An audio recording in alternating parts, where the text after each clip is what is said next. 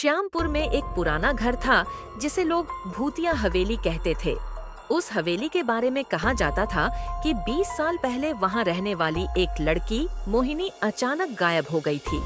राजीव, एक शहर का लड़का जो गांव में अपनी दादी से मिलने आता है, उसे पुरानी चीजें इकट्ठा करने और उनकी कहानियां जानने का बहुत शौक था। एक दिन वह भूतिया हवेली के पास घूमते हुए अंदर चला जाता है।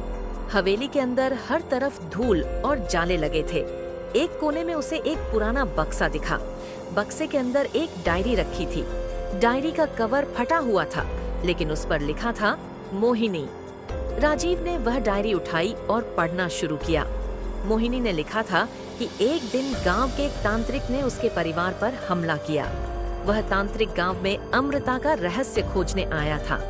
उसने मोहिनी के माता पिता को मार दिया और मोहिनी को हवेली में कैद कर दिया।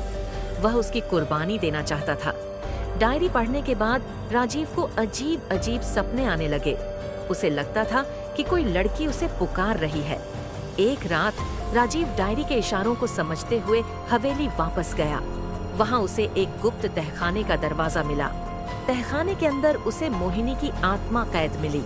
वह जगह तांत्रिक ने अपने काले जादू के लिए बनाई थी। मोहिनी ने राजीव से मदद मांगी। वह उसे बताती है कि उसकी आत्मा तभी मुक्त होगी जब तांत्रिक का जादू खत्म होगा। लेकिन तभी तांत्रिक की आत्मा प्रकट होती है।